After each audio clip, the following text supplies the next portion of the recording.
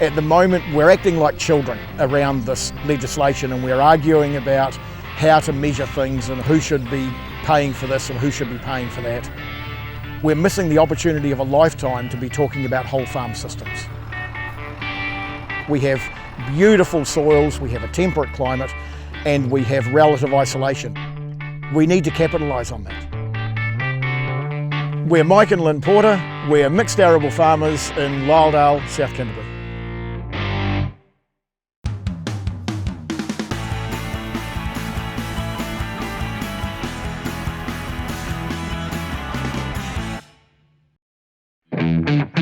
We're 480 hectares dry land, mixed arable, but we also run 650 breeding ewes and about 50 trading cattle.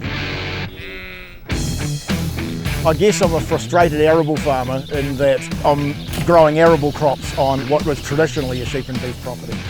Because what we're doing here on the hills is so different to what other people are doing on the flat, we've got a different set of challenges, so we've had to adapt and we've had to work out a system that's best for us. As we've progressed, we've just problem solved one by one as we go. You notice things like, okay, we need to take care of soil erosion, so we stop cultivating. We need to try and improve the soil's moisture holding capacity, so we leave the residue there. We made the decision not to cultivate and became fully no-till in 1998.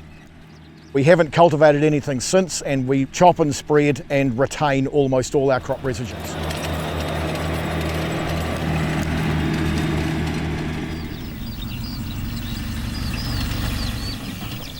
Everybody's got a don't get me started sort of a thing. My one is soils and soil quality. I'm absolutely passionate about soil quality.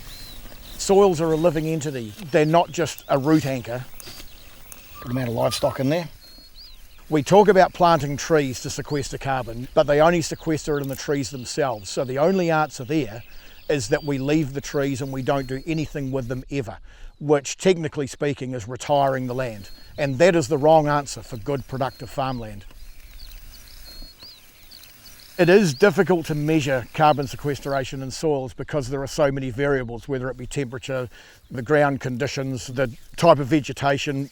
But if the lawmakers really want to make a difference, they owe it to themselves to learn more about soils and soils' ability to sequester carbon. Everything we do is about getting the balance right, and that's what Regen Ag measures.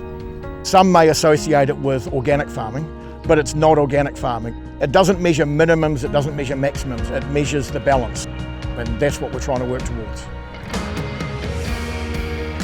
We have at our disposal better mechanical systems, we have a better understanding of the soil beneath us.